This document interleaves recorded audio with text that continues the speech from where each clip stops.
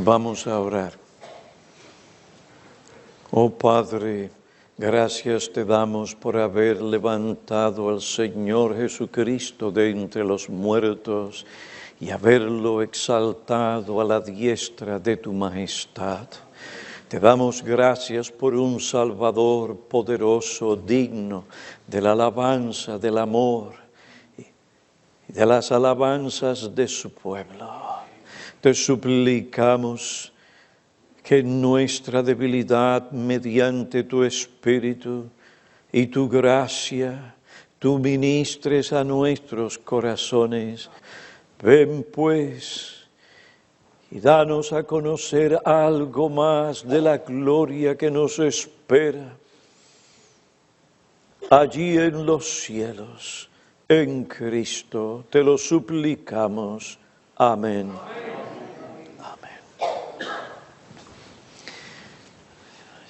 El Salmo 23 representa la vida del creyente como una peregrinación.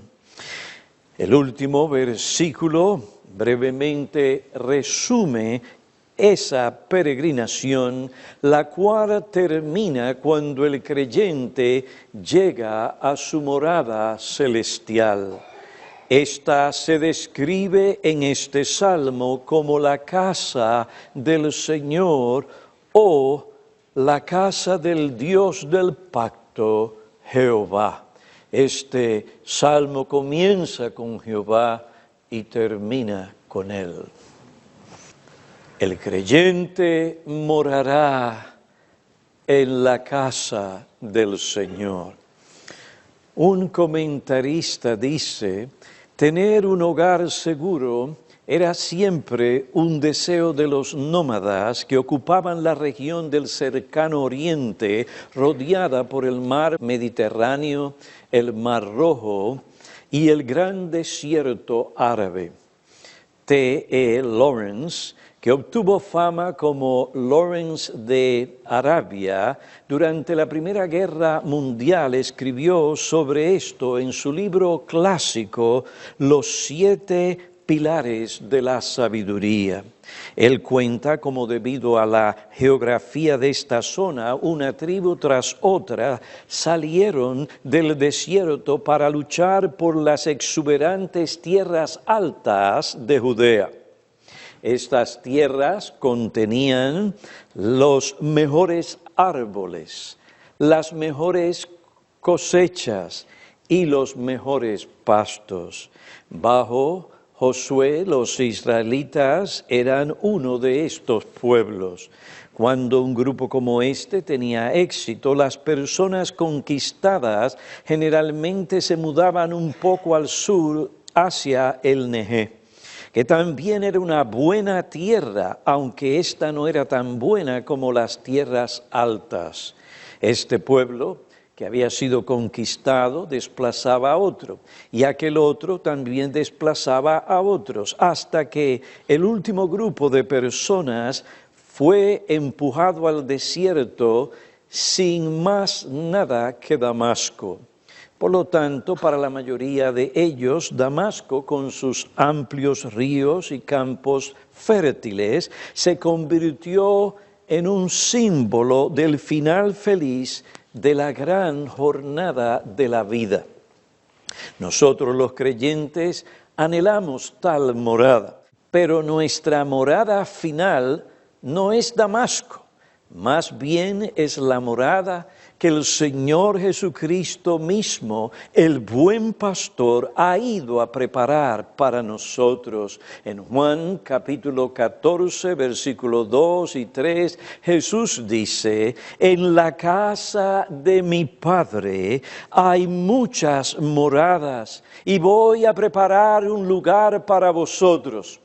Y si me voy y preparo un lugar para vosotros, vendré otra vez y os tomaré conmigo, para que donde yo estoy, allí estéis también vosotros.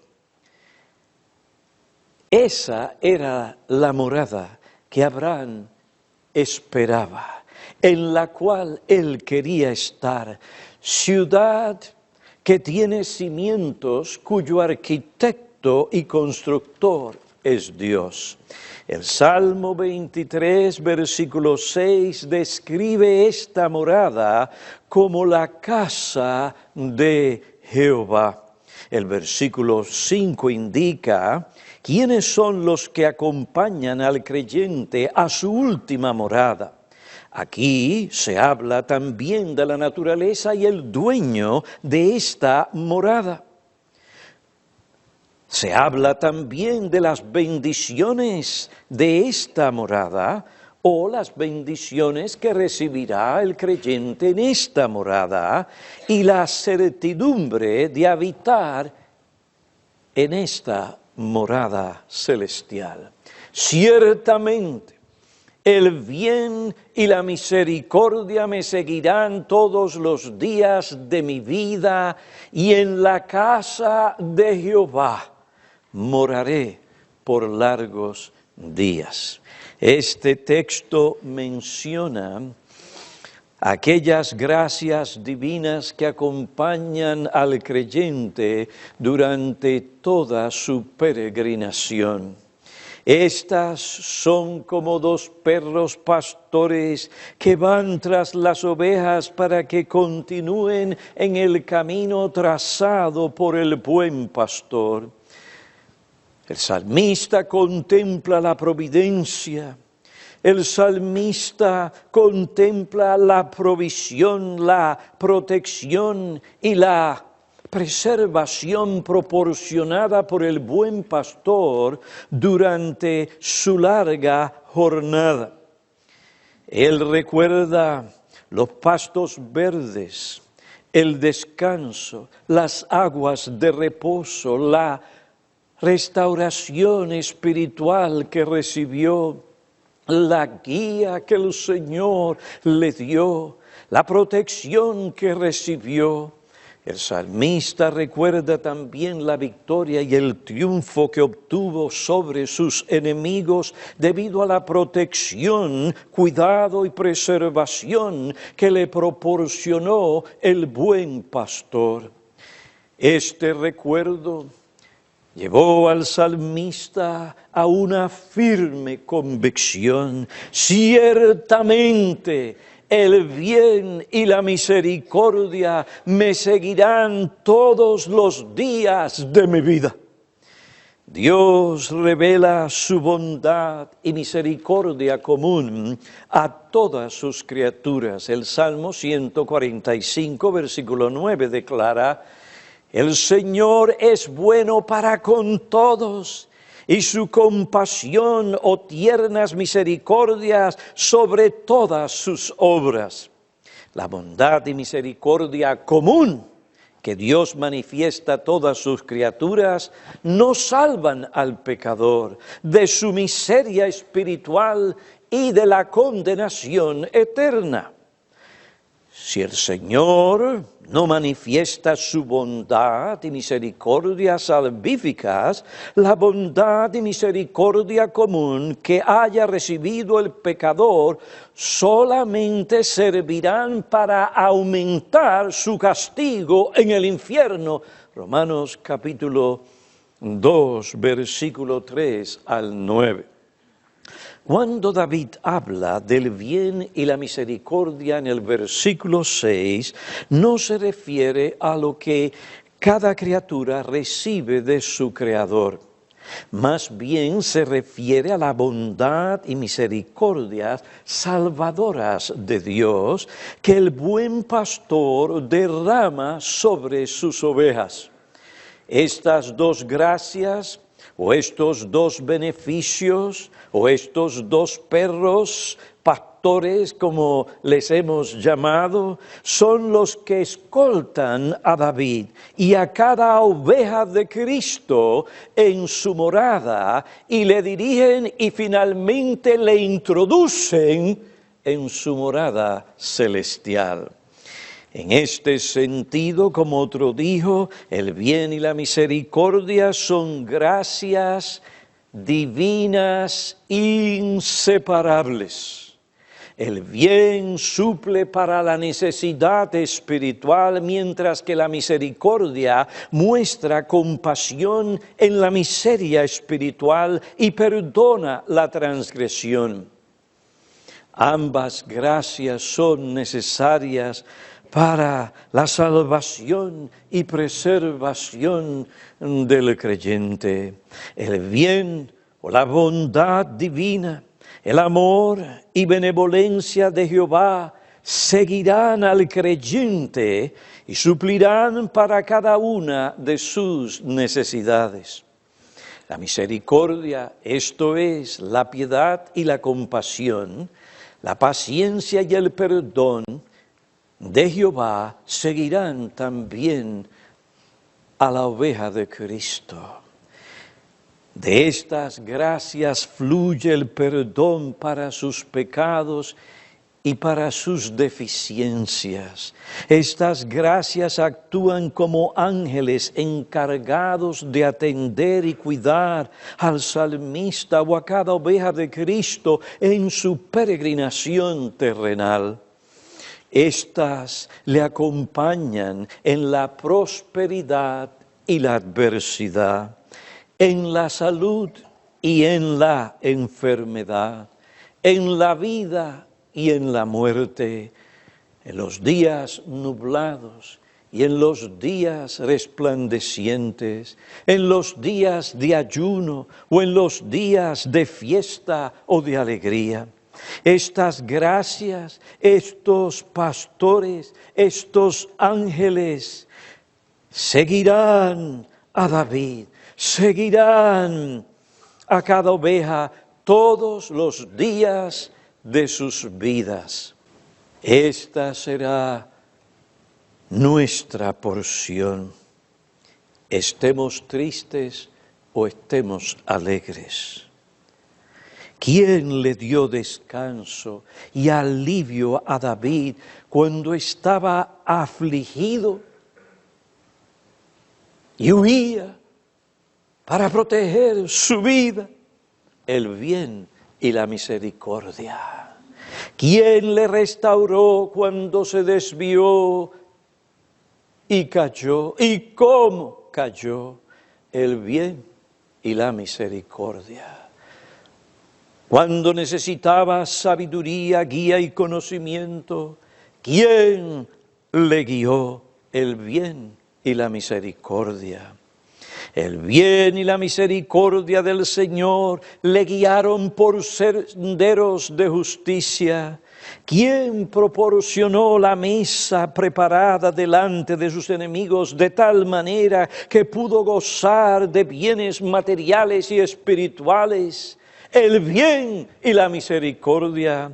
Fue el bien y la misericordia que ungieron su cabeza, que suplieron medidas copiosas del Espíritu Santo para que David pudiera servir fielmente al Señor.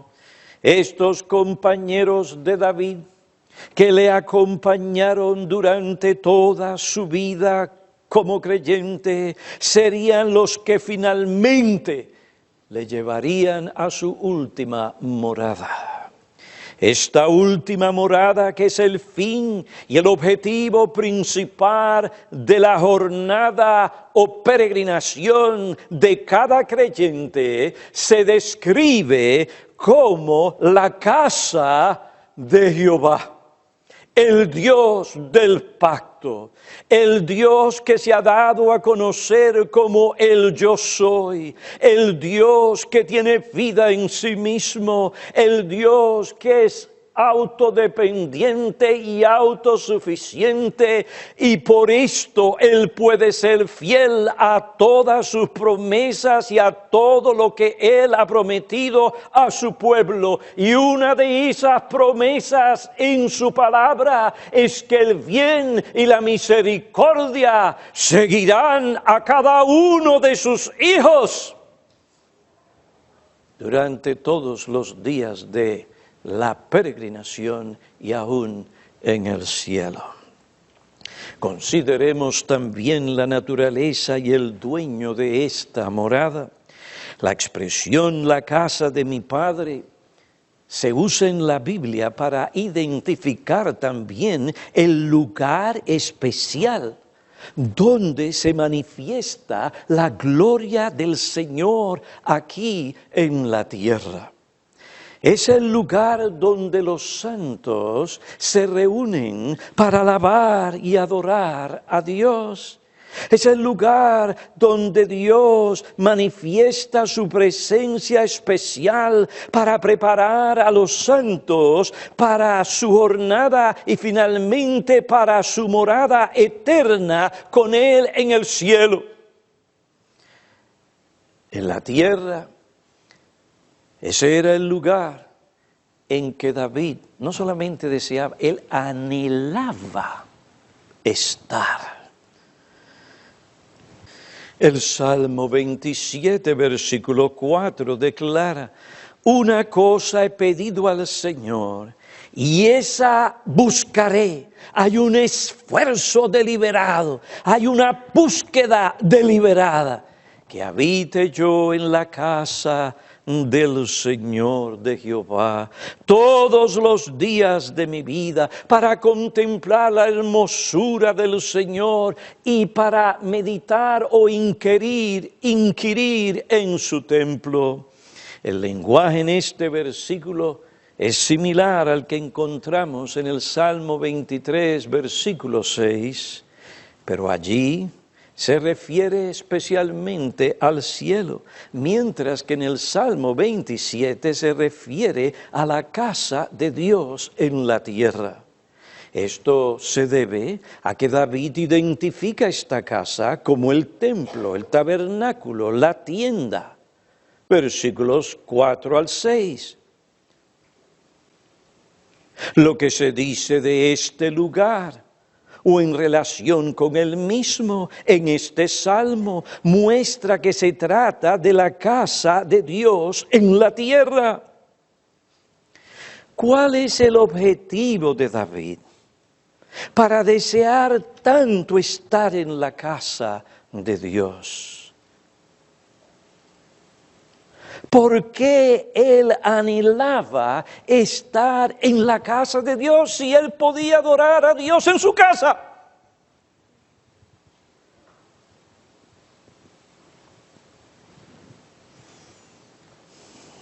David nos dice por qué él anhelaba estar en ese lugar. Dice, para contemplar la hermosura de Jehová, el Dios del pacto.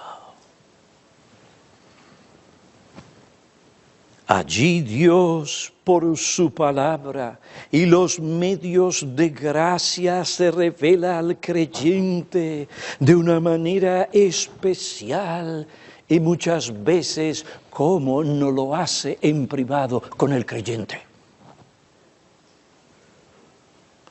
La revelación y contemplación de la hermosura del Señor lleva al creyente a adorar a Dios, le llevan a rendir el homenaje que el Señor se merece. Pues, ¿qué es adorar a Dios? Sino que la contemplación de su hermosura, de su carácter, de sus atributos, de lo que Él es, de lo que Él ha hecho. ¿Y qué hace esta contemplación? Pues evoca de nosotros alabanza y adoración a Dios. No hay de otra. El creyente que va a la casa de Dios y entiende para qué Dios quiere que él esté allí, no pierde el tiempo jugando, haciendo chistes. Llegando a última hora o los últimos minutos para agarrar su Biblia y presentarse. No. Él piensa, él medita, él entiende que la razón por la cual Dios quiere que él esté aquí es porque Dios ha prometido manifestar su gloria de una manera especial en el contexto de su pueblo reunido. y que allí Él ha establecido ciertas cosas y provisto ciertos medios particulares o especiales para Él revelar su gloria, para Él hablar a cada individuo, para Él hablar a su pueblo.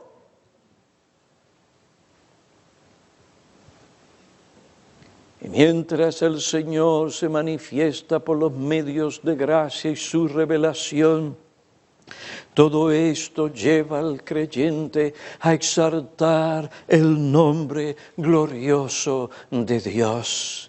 David anhelaba ir a este lugar, porque allí él se entregaría a meditar en la revelación dada por Jehová sobre el ser y la voluntad del Señor. Allí también él encontraría al pueblo de Dios. Allí Dios prepara a su pueblo para su morada celestial. Hoy esta casa no es el tabernáculo, el templo, no es la tienda, es la iglesia de Cristo. Por esto debemos de tener cuidado cuando nos referimos a este lugar aquí como el templo.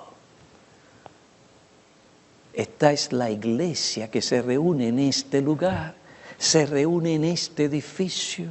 Pero esta es la iglesia, piedras vivas, unidas a Cristo por la fe, habiendo sido regenerados por el Espíritu Santo. Piedras vivas que forman una casa espiritual para presentar sacrificios espirituales a Dios por medio del gran sumo sacerdote. Primera epístola a Timoteo 3:15 dice: la casa de Dios es la iglesia del Dios vivo. Del Dios vivo. Pero es que no lo vemos, porque Él es invisible. Él es espíritu. Él no está compuesto de partes. Es una sola sustancia divina.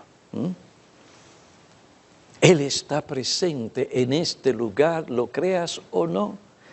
Él ha prometido estar aquí y de hecho está aquí. Pero que yo no lo veo. Hay muchas cosas que en estos momentos tú no ves, pero están aquí. Si no es así, tú no pudieras respirar. Así que no me venga con ese asunto, pues yo no lo veo. No me venga con ese asunto de que necesitamos estatuas para que lo representen a fin de que nos ayude en nuestra debilidad. No. Eso va a empeorar nuestra debilidad. Porque no hay imagen que refleje la gloria y la hermosura de Dios. Él es espíritu.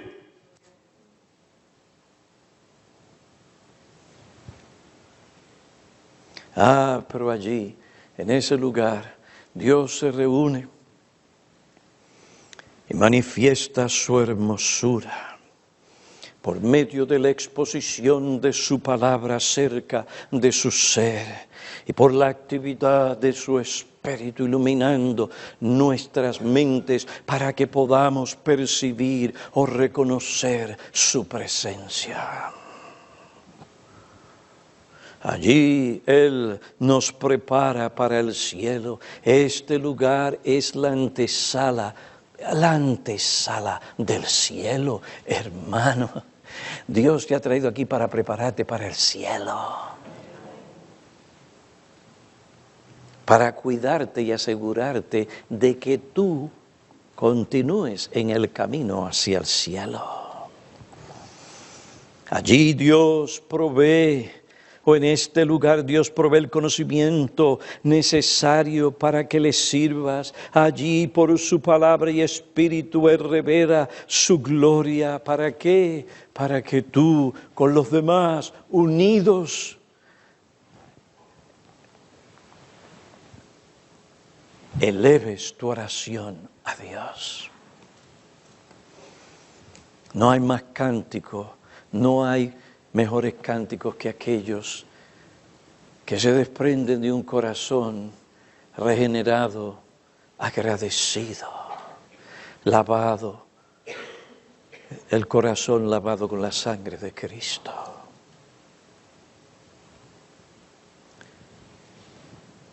Escucha, creyente, tu ausencia por tu descuido, cuando la iglesia está reunida para adorar a Dios, refleja tu condición espiritual. Si tú de corazón no puedes decir lo que David dice en el Salmo 27, algo no está bien.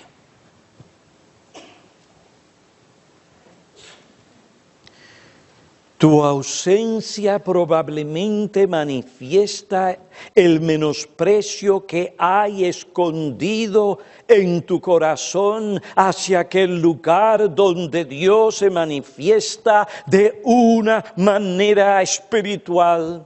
No solo menosprecias al Señor, sino aquello que Él provee para tu santificación. No seas más sabio que Dios. Él te llama a este lugar porque Él no necesita nada de ti, pero tú necesitas todo de Él.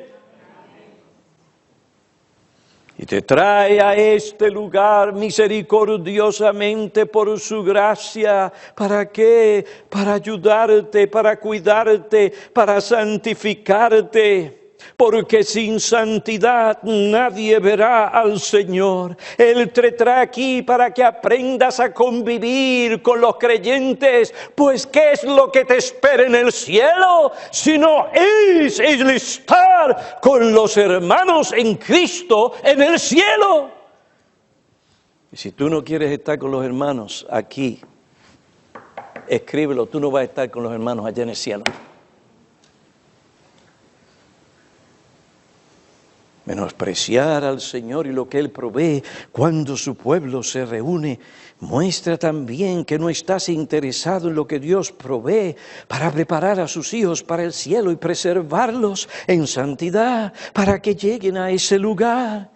Mientras muestras una falta seria en lo que respecta a la adoración pública que Dios requiere de cada creyente. Si este lugar está desocupado y no hay nadie, solamente el pastor Piñero, y el pastor Piñero empieza a adorar y adora al Señor de todo corazón, ciertamente que es una adoración que Dios recibe. Pero mire, nada se compara cuando el pastor Piñero con todos los santos juntos adoran a Dios. La adoración es más gloriosa. Es más gloriosa. Por mejor voz que tengamos, hermanos, hay algo del cántico y la adoración como cuerpo que es más glorioso que una sola persona cantando. Cuando la persona canta y los demás escuchan, estamos oyendo lo que Él hace. Y más bien centramos nuestra mente en cómo lo hace y qué cosa hace para traer gozo a nosotros que oímos o deleite o algo así que nos beneficie. El centro está en esa persona, de manera que si termina y canta bien y se le quiere aplaudir, pues digna es si lo hizo bien. Pero en la iglesia no venimos a aplaudir a los hombres. En la iglesia venimos a adorar a Dios. De ahí que toda la adoración debe ser elevada por toda la congregación, para que nadie en particular lleve honra ni sea aplaudido.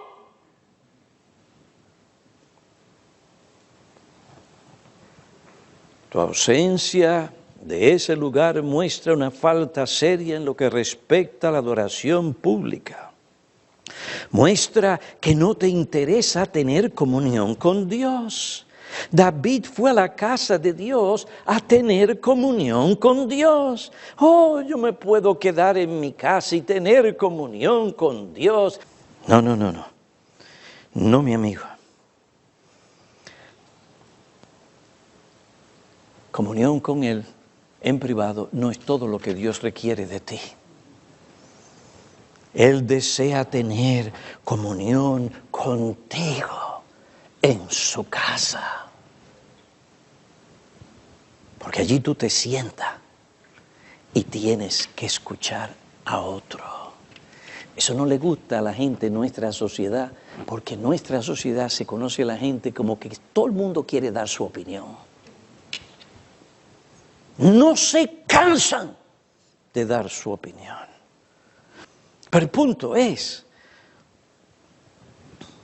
todo el mundo quiere hablar. Y la persona está hablando y ya la otra está diciendo, ¿qué es lo que voy a decir? ¿Qué es lo que yo voy a decir? El Señor te trae aquí y te dice, siéntate. No importa de qué trasfondo cultural o educacional tú tengas. Aquí no hay diferencia entre el abogado y el que es plomero o fontanero. Te sientas ahí y vas a escuchar la palabra de Dios. Y te voy a decir cosas que tú no quieres escuchar, u otras cosas que por tu descuido, tu falta de tiempo, tu negligencia, no conoces porque no has profundizado. Y tienes una perspectiva muy limitada de diferentes verdades y te crees que tú sabes lo que tú dices cuando tú lo dices, porque tú lo dices. Señor te dice, siéntate ahí, hija mía, siéntate ahí, hijo mío, y escucha. ¿Por qué tenemos conferencias pastorales? Para que los pastores se sienten ahí también. Ellos también tienen que escuchar la voz de Dios, porque ellos no son mejores que tú. Ellos también necesitan la palabra de Dios aplicada donde a ellos les pica, donde es necesario, en lo que respecta a sus tentaciones peculiares, en cuanto a aquel conocimiento que deben tener para ministrar a las almas y ministrar a sus propias almas para que puedan ministrar a las almas. En fin, Dios sabe por qué instituyó lo que instituyó y tú y yo no somos más sabios que Él. Entonces, ¿por qué tú estás ausente en los cultos de la iglesia? El día del Señor es el día del Señor. No es mitad tuyo y mitad de otro. No es mitad del Señor y mitad tuyo. ¡Qué mala costumbre tienen muchos! No tienen conciencia. Se han endurecido y piensan que están bien.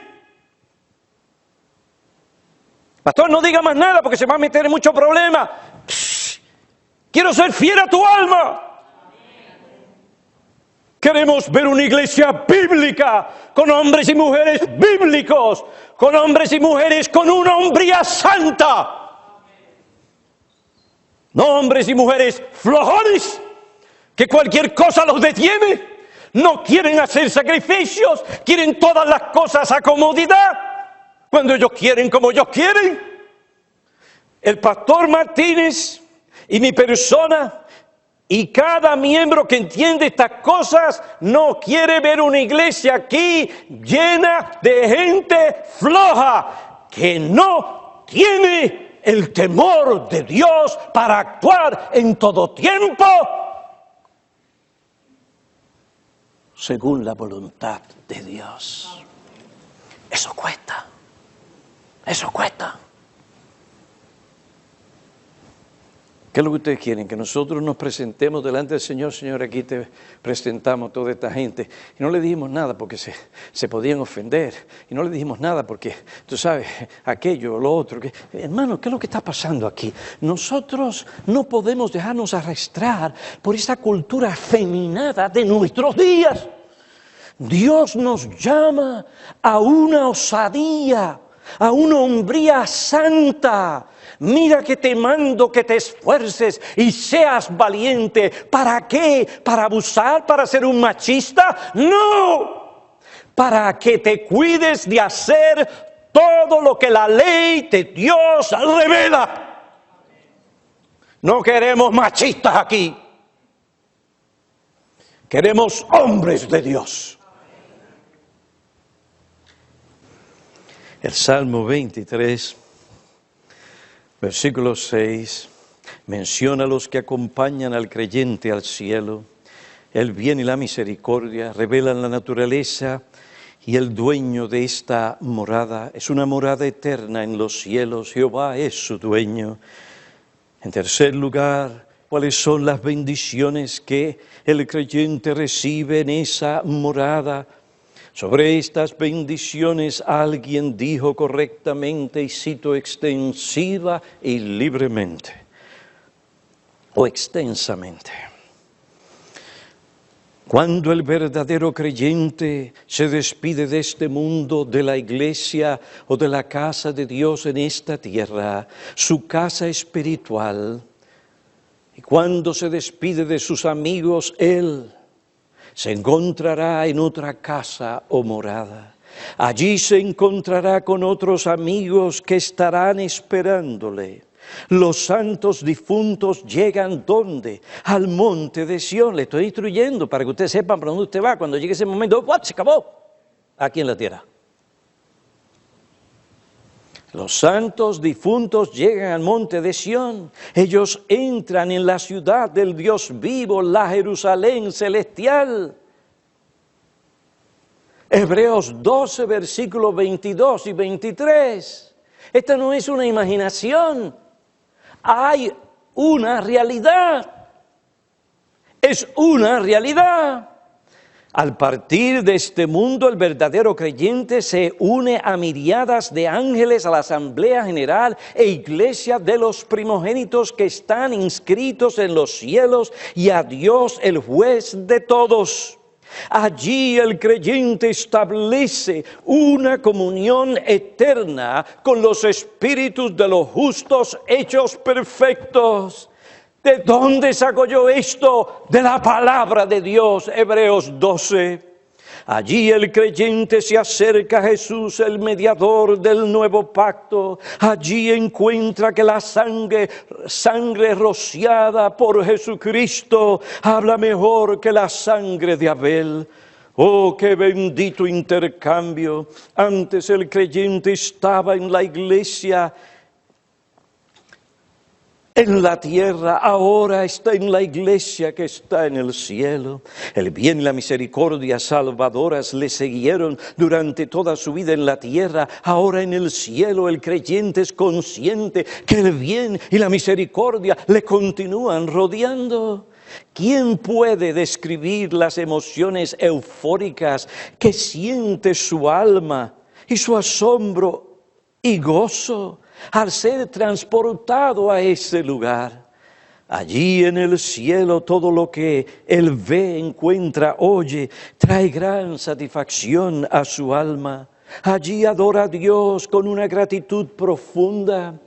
Allí adora a ese Dios fiel que ha excedido todas sus promesas y superó sus propias expectativas más altas.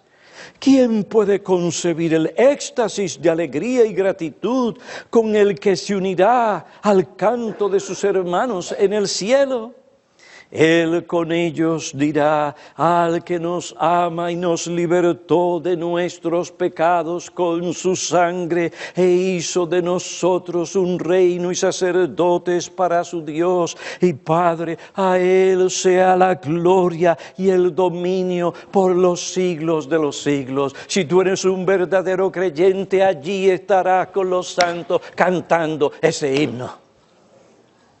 Durante el período de su morada en la tierra, el creyente experimentó dolorosamente que la carne combatía contra su espíritu.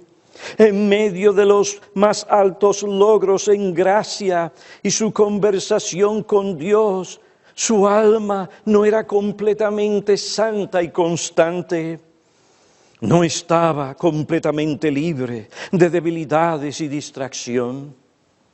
A menudo, con un gran clamor y lágrimas, había orado por la limpieza de sus manchas bien profundas y por la libertad para amar a su Señor con todo su corazón, alma, mente y fuerzas.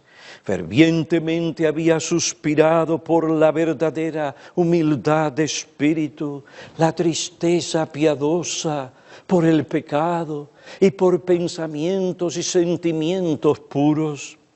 Con intenso anhelo, después de haber crecido en gracia, él había dicho una y otra vez: deseo más fe, más amor, más contentamiento y resignación, más paciencia y mansedumbre, más conocimiento, celo y valentía, más esperanza y gozo, más libertad de la embotadura de mi naturaleza, más gratitud por las innumerables misericordias que he recibido.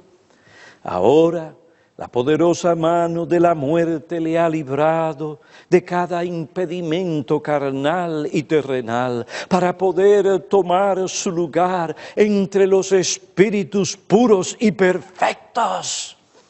Hebreos 12:23, la transformación que se llevó a cabo en su alma al partir de este mundo le permite pensar, hablar y actuar con una santidad angelical. Ahora en el cielo todos los poderes y las facultades de su alma son perfectos.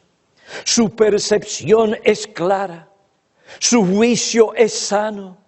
Su amor es ardiente, su gratitud es intensa, todas sus impresiones son santas, sus afectos puros, sus emociones han sido perfectamente santificadas, sus aspiraciones son celestiales. Ahora el amor, la paz, el juicio, la conciencia del creyente son perfectos. Su conocimiento es perfecto. Su obediencia a la voluntad de su Padre Celestial es también perfecta.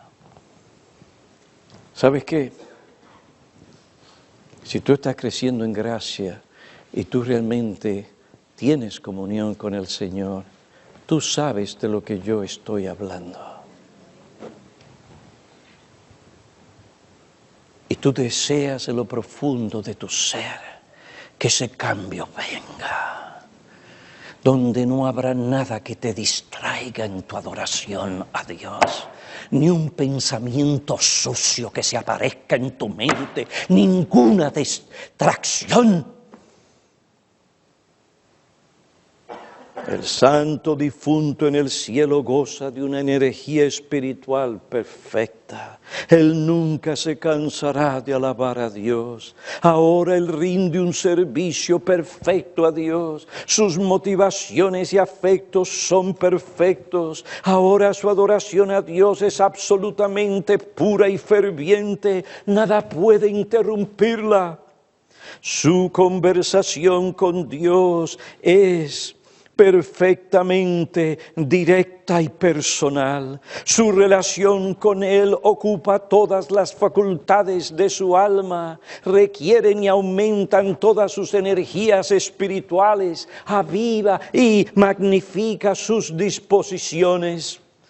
Ninguna tentación le distrae. No hay defecto alguno en su intelecto, en su memoria. Su voluntad no se rebela contra Dios en ningún sentido, ni su ley. Ahora ningún pensamiento impide al creyente tener una comunión con Dios armoniosa. Hermanos, ¿qué es el cielo? ¿Qué es la cumbre del cielo? Si no es comunión con Dios. Eso es, más que nada, eso es el cielo. Ahora en el cielo, el creyente no siente envidia de esos santos que son superiores a él, ni él mira con desdén a aquel que es inferior a él. Ahora no le acecha el orgullo ni el egoísmo dentro de él. La impaciencia, la murmuración no pueden brotar en su corazón, ni la hipocresía, ni las motivaciones indignas. Qué buena relación uno tiene con su esposa cuando todo está marchando bien, se hablan bien, y de momento comienzan las presiones, los problemas y otras cosas que agitan el alma, y de momento allí va una palabra dicha, no con amor. ¿Verdad que algo pasa? ¿No es lo mismo? Y las mujeres, probablemente más que los hombres, eso les duele.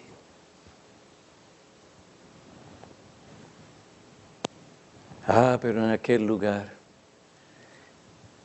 ya no abriremos nuestra boca para decir cosas que hieren. En aquel lugar no existirán divisiones, no existirá la contención, la rivalidad, un espíritu partidario. El creyente no sentirá ansiedad, ni temores, ni perplejidades, ni dudas, ni desilusión. Allí en el cielo todo es luz, amor y vida. Allí se contempla el rostro descubierto de la gloria de Dios. Allí el creyente cree completamente todo lo que Dios revela. Teme reverentemente a Dios, le sigue constantemente, le sirve con fidelidad. Se regocija en Dios supremamente, le ama perfectamente. El alma ahora mora en una mansión eterna. En el cielo el creyente no puede hacer mal, no ve la iniquidad, no escucha el mal, no recibirá alguna herida espiritual, contemplará a su Redentor adorable en su forma humana glorificada. Esta contemplación ocupa sus pensamientos, forma el tema de su conversación y el objeto de su adoración. Su alma sentirá un deleite inefable ante la presencia de su Salvador. Sentirá la confianza de un niño que le llevará a alabar a su Señor con la santa, alta y fuerza angelical. ¡Qué transformación! Generalmente cuando hablamos del cielo empezamos, allí no tendremos dolores de riñones, allí no tendremos esta artritis que nos molesta. Todos, hermanos, somos criaturas tan terrenales que generalmente pensamos en términos de lo terrenal. Perdónenme si les ha molestado el que diga todas estas cosas. Pero esto es el cielo. Usted no está aburrido de tanta cosa fea allá afuera. Oiga, uno anda buscando alguna cosa con mucha gracia común para ver si realmente puede pasar un tiempo. ¿Y qué encuentra? Basura. Todo es maldad, algo feo, desfigurado. Generalmente es así. Queridos hermanos, un día llegará cuando las cosas no serán así. Qué triste lo que pasa allí en Siria. Cuántos niños mueren, cuántas criaturas se encuentran allí abandonadas, desamparadas. El hombre es una criatura cruel y sangrienta, violenta. La historia humana lo revela. Finalmente, la certidumbre de esta morada. David dice: en la casa de Jehová moraré. Eso es seguro. Eternamente. David estaba seguro de cuál sería su morada final. No hay duda sobre esto. Después de su muerte, él continuaría viviendo. Él iba a morar en la casa de su padre. La casa de su padre no es un cementerio donde la gente no piensa, donde la gente está en un estado inconsciente. La casa del Padre es un lugar donde hay gozo y delicias y plenitud, sí, de gozo y alegría. Allí hay actividad. Eso es lo que nos muestra Hebreos capítulo 12. La gente involucrada, haciendo lo que tiene que hacer y activa. Hemos llegado, ¿a dónde? Aquella asamblea celestial, donde están los espíritus hechos perfectos, involucrados en la adoración, en la alabanza y la obediencia a Jehová. David entendía que la vida no termina cuando llega la muerte. Mi amigo, ¿estás tú preparado para el día de tu muerte? Ahora observen, hermanos, esto es importante y voy cerrando. David, con este salmo y estas palabras, nos enseña que él tenía una perspectiva optimista de la vida. Ciertamente, el bien y la misericordia, no importa la aflicción o lo que sea, me seguirán todos los días de mi vida, y eso no termina aquí. Y en la casa de Jehová moraré para siempre. Esa es una perspectiva optimista de la vida, que no depende de mi título, que no depende de lo que tengo en el banco, que no depende de las casas que posea, que no depende de cosas materiales y transitorias, las cuales perecerán, que no depende quién está en la Casa Blanca, que no depende si los rusos tienen los misiles esos que ahora tienen supuestamente unas bombas nucleares que pueden ir a un lugar y destruir, pero no como las bombas que anteriormente habían construido, donde llegan y arrasan todo.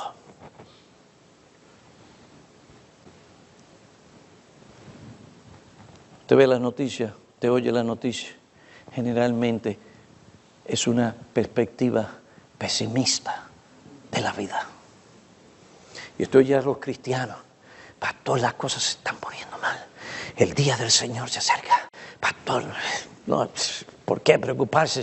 ¿Para qué uno esforzarse si realmente las cosas irán de mal en peor, pastor? Esa es una perspectiva antibíblica y no es una perspectiva optimista de la vida, sino pesimista. Sí, aunque las cosas empeoren, para nosotros el bien y la misericordia me seguirán todos los días. Cuando llegue la muerte, papá, esto no se acabó. Al contrario, va a llegar lo mejor. Estaré en la casa, en el palacio de mi Padre para siempre. Mi amigo, ¿qué esperas para prepararte para la muerte y para encontrarte con Dios? La única manera es teniendo a Jehová como tu pastor, y a Él llega a ser tu pastor cuando tú por la fe lo recibes y te arrepientes de tus pecados para seguirle a Él para siempre. Bueno, gracias. Ese es el Salmo 23. Oremos.